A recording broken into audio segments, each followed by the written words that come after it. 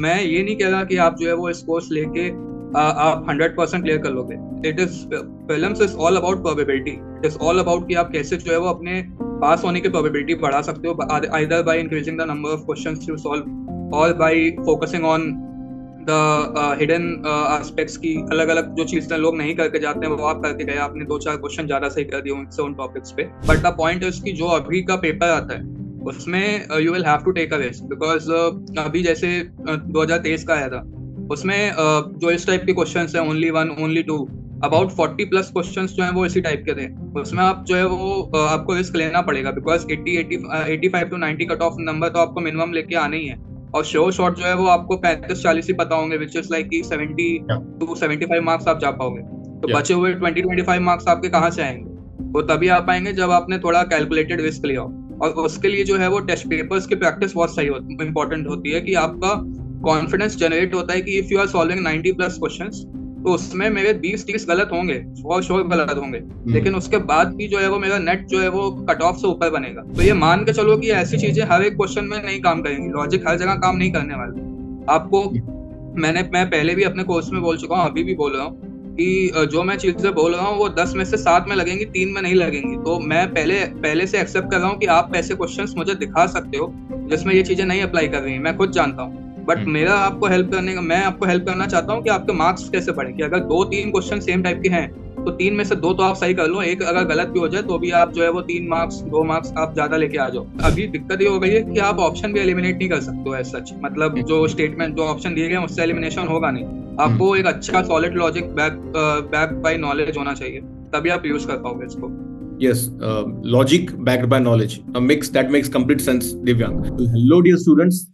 I am Zishan Hashmi, Senior Program Lead at Civils Daily, and today I have with me Divyang Gupta, IPS, Civil Services Examination 2022. Guys, Divyang bagged IPS rank in his third attempt. In the first attempt, he could go to the interview level, but in the second attempt, Divyang had to taste failure in prelims. But then Divyang transformed. In the third and in the fourth attempt that he gave for rank improvement, he cleared IFOS cutoff back to back. For that exact reason, why and how Divyang has tasted both failure and success at prelims, Divyang will be sharing his practical insights that he has developed with respect to prelims preparation in general and paper solving approach in particular.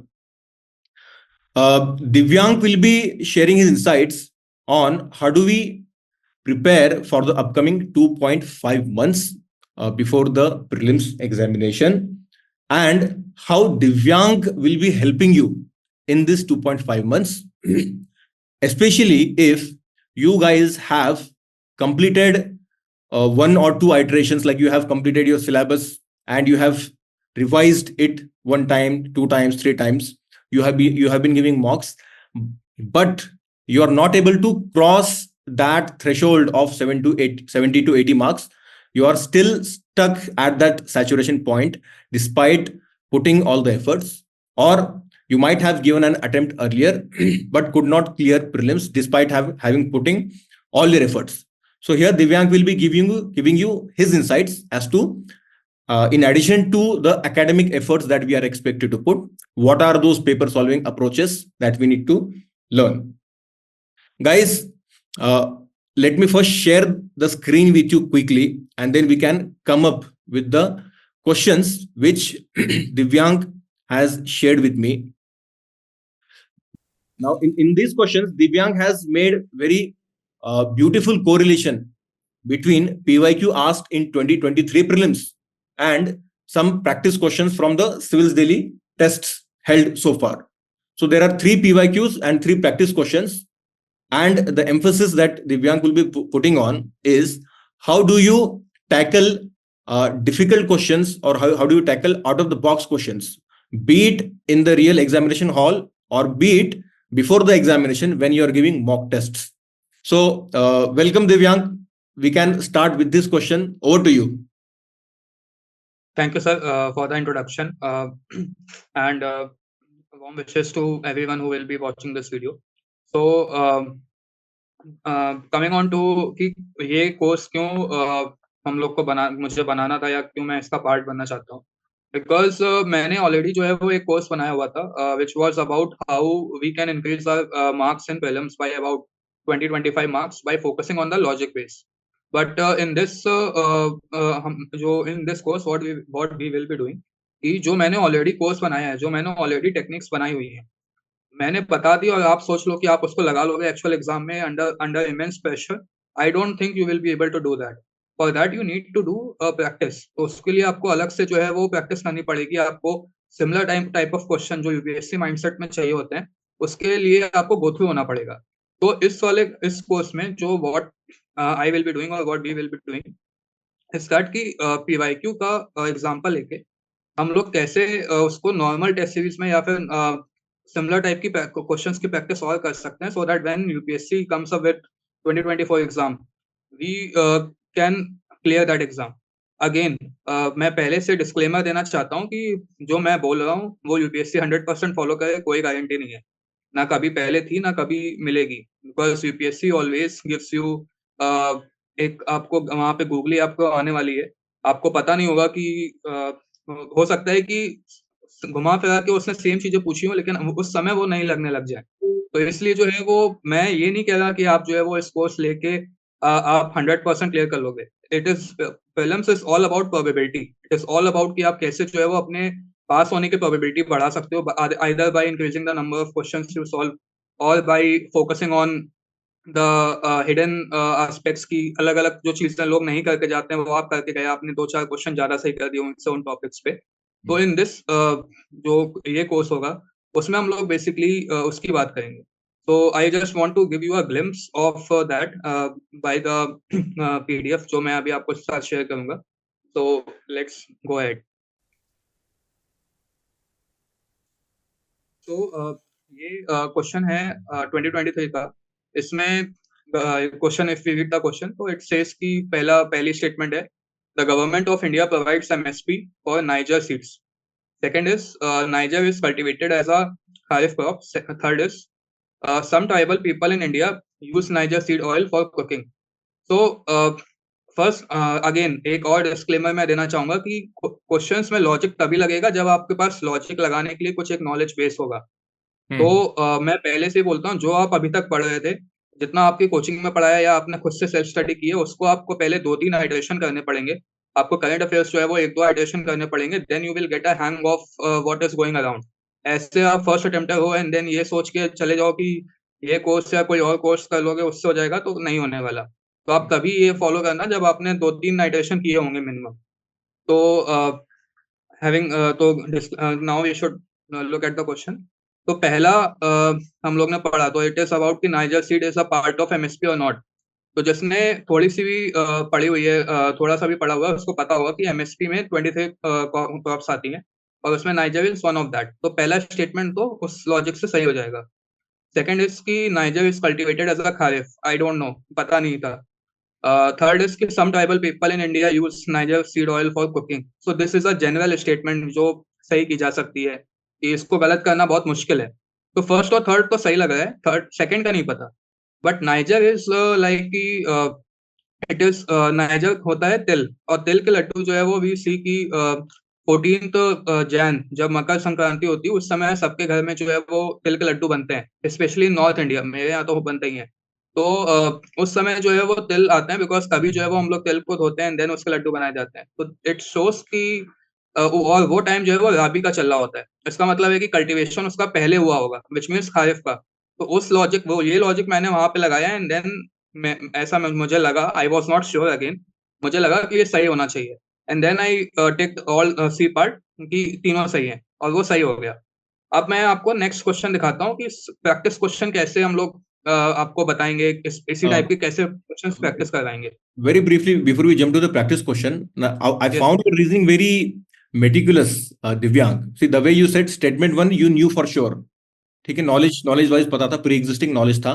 Statement 2, you did not have any idea. Statement 3, you said that it's a broad statement and very difficult to eliminate statement 3. There is no Yes, sir. strong reason to eliminate statement 3. और statement 2 में भी आपने एक तरीके से extrapolate किया, जो खुद आपको पता है कि हाँ मकर संक्रांति पर तिल वाले लड्डू हम खाते हैं, तो आप एक्स्ट्रापोलेट कर रहे हो खुद का प्री एग्जिस्टिंग ज्ञान. Now that makes complete sense to me. I also remember on the phone you had said that you had almost a boost of 50 marks, like from 75 to 125. Yes So, sir. वो इसी सब तरीकों से आते हैं कि पहले जो है वो आपको 75 अगर आप क्या है तो थोड़ा बहुत आपने गलतियां भी की होंगी, सिली मिस्टेक्स भी की होंगी, तो उससे आप 90-95 तक जा सकते हो.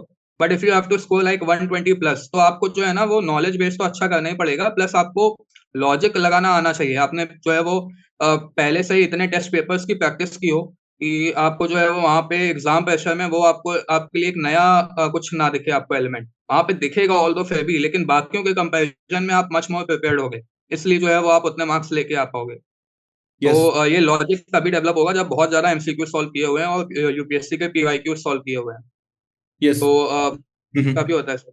Yes, I'm sure ki it must be pretty impressive for the students listening this video as well. A boost of 50 marks, like going from 75 to 125. Now there has to be a solid thought process behind it.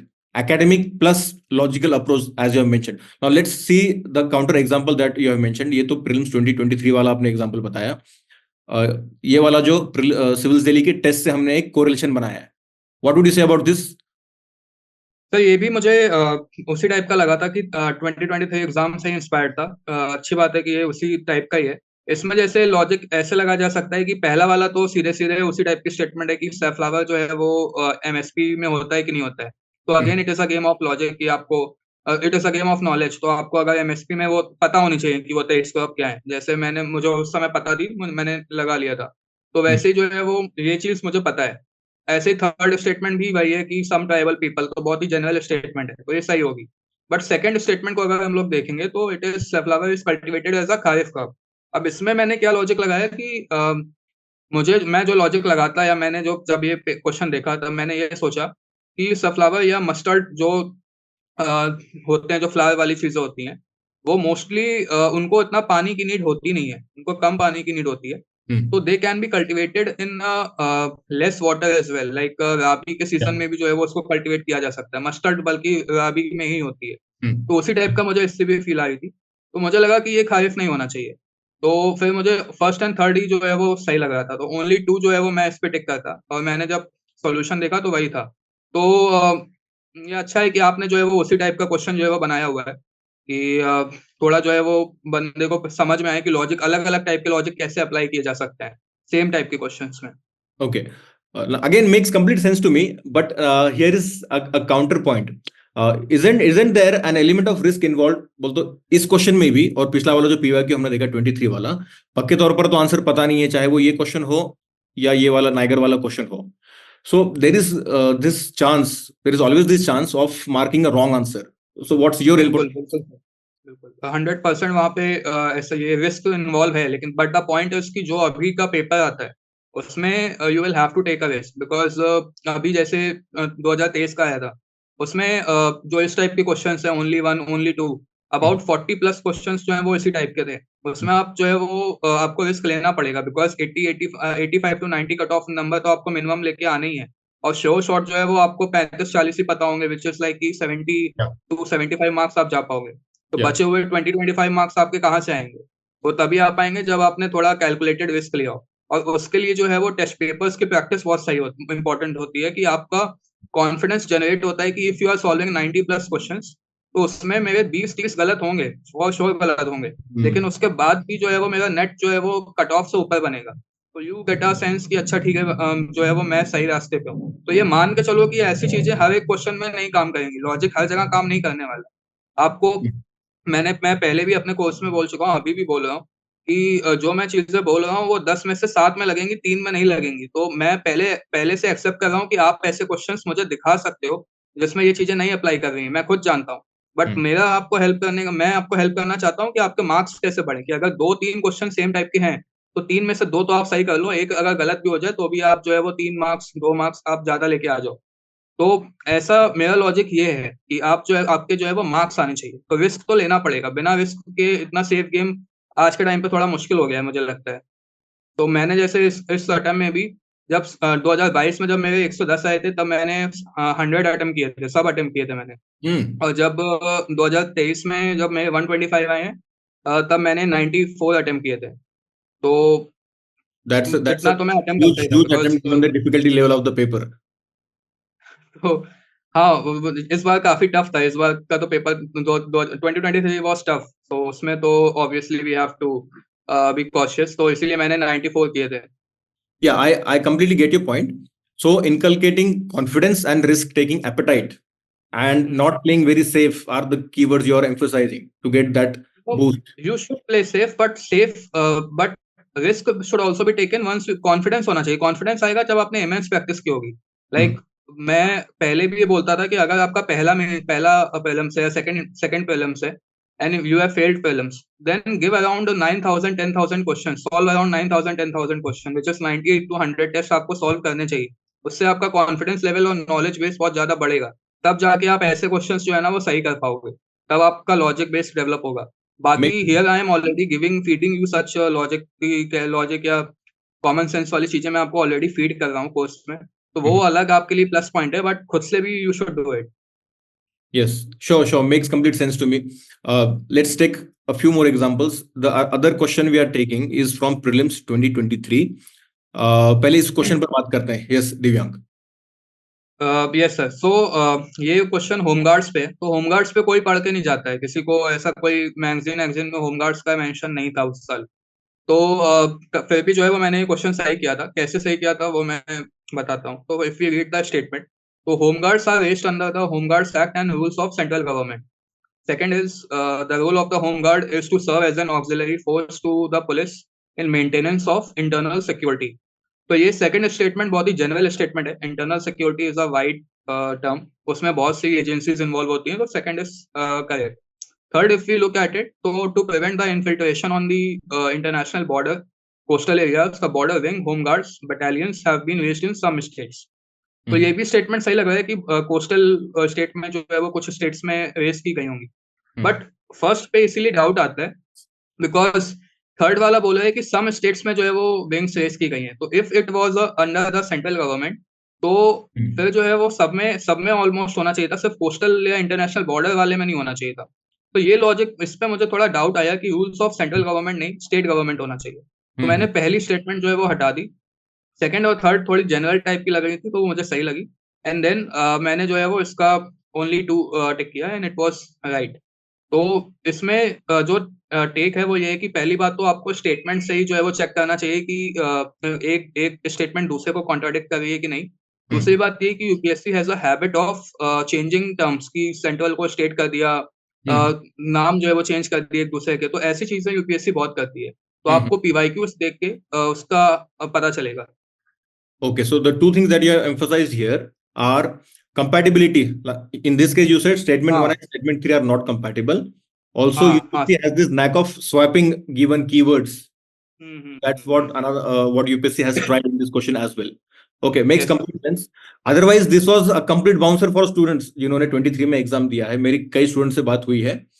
The students were caught off guard, and it's natural to be caught off guard in such पर ये questions. कोई पढ़ के जाएगा ही नहीं, home guard कोई नहीं पढ़ के जाता है। Yeah. ये लॉजिक से ही सॉल्व होगा वहां पे।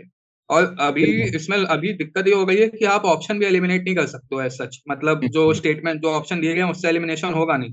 आपको एक अच्छा solid logic back by knowledge होना चाहिए, तभी आप यूज कर पाओगे इसको। Yes, logic backed by knowledge. That makes complete sense, Divyang. Now let's compare this with another practice question taken from a Civils Daily test. What's your opinion on this, Divyang?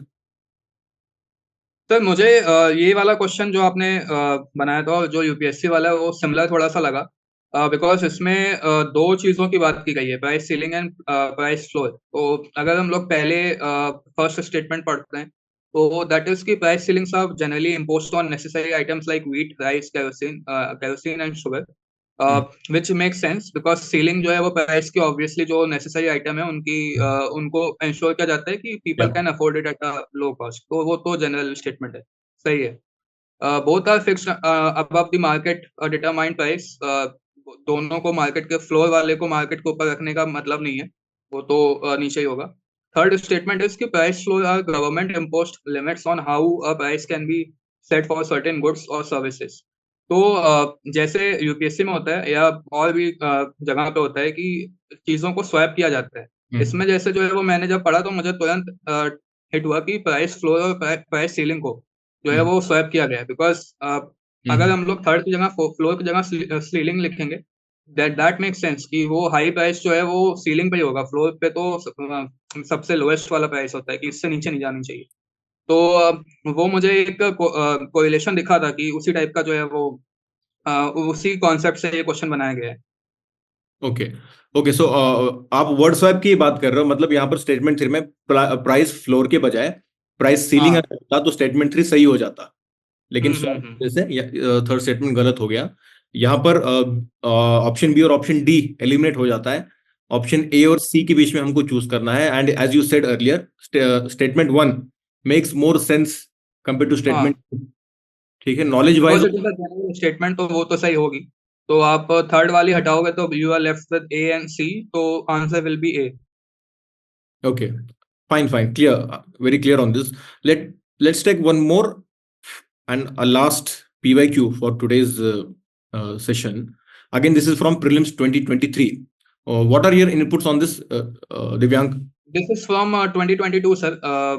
ये मैंने पहले भी मैं बता चुका हूँ लोगों को कि Mhm. When ever you see कि कॉन्स्टिट्यूशन ने जो है वो डिफाइन किया कि constitution has defined this thing और कॉन्स्टिट्यूशन सेज दिस थिंग, तो mostly 99% in UPSC I have seen कि वो चीजें गलत होती हैं।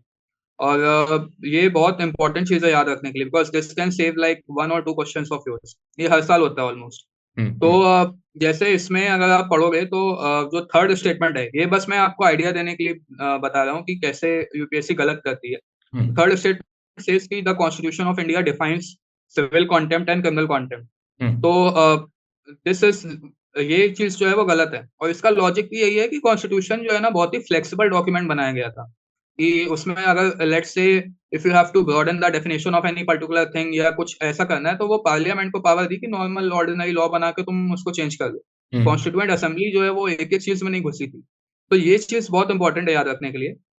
तो Okay. ये बस मैं ऐसे ही आपको बताने के लिए कि कैसे जो है वो आपने एक और क्वेश्चन जो है वो मुझे दिखाया था, उसमें कैसे ये अप्लाई होता है वो मैं बताने के लिए So, कि so, कैसे so टेस्ट सीरीज में ये अप्लाई हुआ था, उसके फाइन लिए फाइन, मैं बस यहाँ पर लर्निंग ये है, अगर स्टेटमेंट की टोनालिटी ऐसी है, the constitution of India defines X Y Z, then it is more likely to be हाँ।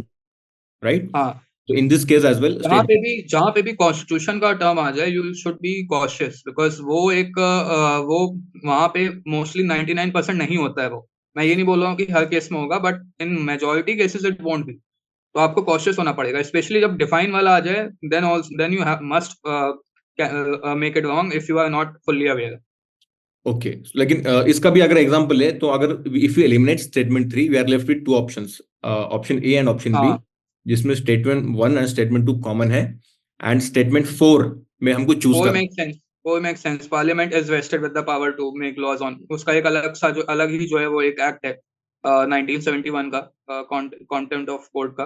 तो उसमें जो है वो पावर बना सकती है। तो आंसर इसका भी आ जाएगा। बट आंसर पे मेरा फोकस नहीं था, आई वाज सेइंग कि इसमें मैं आपको बस एक हिंट दे वो बताना चाह रहा था कि कॉन्स्टिट्यूशन जनरली जहां जहां आता है वहां पे गलत होता है। Yes, makes complete sense. Now let's compare this with the practice question that we have drawn from a civil daily test. Yes, Divyank. तो इस ये क्वेश्चन मैंने जब देखा तो मुझे वही एकदम याद आया कि इसमें भी जो है वो यूपीएससी वाला माइंडसेट अप्लाई हुआ है। Because first statement is like कि martial law has not been defined in the constitution. तो दिस मेक्स सेंस कि कॉन्स्टिट्यूशन कुछ डिफाइन नहीं करता है, तो हाँ ये सही हो सकता है। सेकंड इसकी under martial law the military authorities can impose restriction on the rights of civilians and can even condemn them to death. तो ये तो होता ही है, तभी मार्शल लॉ का जो है वो थोड़ा सा क्रिटिसाइज भी किया जाता है कि it impacts rights of human rights of people. तो सेकंड स्टेटमेंट सही हो सकती है, बट पहला वाला जब तक आपको पता नहीं होगा ना कि मोस्टली कॉन्स्टिट्यूशन जो है वो डिफाइन नहीं करता है ऐसी चीजों को, तब आप गलत कर दोगे। तो जब अगर आपको पता है कि नहीं डिफाइन करता है, then first statement you will make it right and then answer will be C part की बोथ स्टेटमेंट्स आर करेक्ट। तो Okay. दिस अप्लाइज है। See, again, it makes complete sense. For example, martial law का statement 2 का example reference दे रहे हो. Now, in India, yet it has never been applied, martial law. But if you see globally, why is martial law hated so much globally? It has these draconian provisions. That's the precise reason why it is disliked. और statement 1 में जैसे आपने बताया, martial law has not been defined. इसका हमने correlation बनाया इस PYQ से. Constitution of India defines XYZ इस तरह से जब होता है, then it is most likely to be wrong. Now that's our understanding. Okay. So we have taken 3 PYQs from 2023 and even 2022, and we have compared them with 3 questions asked in Civil's daily tests, and the linkage that we have drawn is pretty clear. So the students who are watching this short video, guys, Divyang will be connecting with you on 13th of March, Wednesday at 7 p.m.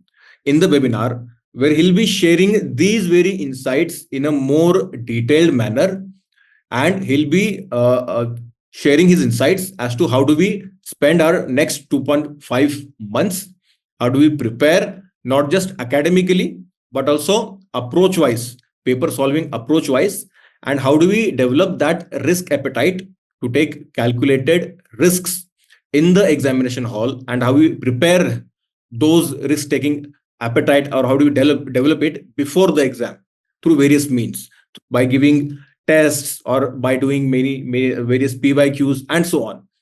So guys, see you guys on 13th of March at 7 p.m. If you have anything to add, Divyang, otherwise we can end it. Sir I think मैंने जो पहले ही बोला था कि मैं already जो है वो काफ़ी टेक्निक्स बता चुका हूँ, जिसका लिंक जो है वो लोगों को यूट्यूब पे भी अवेलेबल है वो वीडियो, एंड आफ्टर उसके बाद एक कोर्स भी है. तो ये वाला कोर्स जो है वो बेसिकली इसलिए है कि जो मैंने चीज़ें बताई थी उसका फ़ायदा बच्चे कैसे उठा सकते हैं, स्टूडेंट्स कैसे जो है वो उसका फ़ायदा उठा सकते हैं. और वो तभी हो सकता है कि जब उन टेक्निक्स को आपने प्रैक्टिस किया हो, उस टाइप के क्वेश्चंस को आपने प्रैक्टिस किया हो. तो मैं यही करना चाहूँगा, मैं आई विल ट्राई माई बेस्ट कि मैं सिमिलर टाइप के जो क्वेश्चंस बच्चे सॉल्व करेंगे, I will try to ensure कि उससे लिंक मैं यूपीएससी से जो है वो यूपीएससी से रिलेटेड क्वेश्चंस हैं उनका लिंक उनको दिखा पाऊँ कि कैसे वो लिंक्ड है, and how they could have solve that question by using the UPSC mindset. तो ऐसा नहीं होगा किसी भी टेस्ट सीरीज में कि हर क्वेश्चन जो है वो यूपीएससी का माइंडसेट फॉलो करेगा. ऐसा पॉसिबल ही नहीं है किसी भी कोचिंग की टेस्ट सीरीज में. But what I will be doing is just help you improve your score, be it in test series or if not in test series, at least in UPSC. That what matters. वहाँ पे आपका जो है वो marks पढ़ना चाहिए. So I will give my best. Let's connect on 30, and then you can further see कि कैसे मैं आगे course को लेने वाला हूँ. Okay, so on this note we can end. Divyang has put a very important point कि सिर्फ बताएंगे नहीं, करवाएंगे. चीजें बताना, learnings बताना एक चीज होती है, but आपसे करवा कर लेना is a different thing altogether. On this note, guys, see you on 30th of March, Wednesday at 7 p.m. Take care, guys.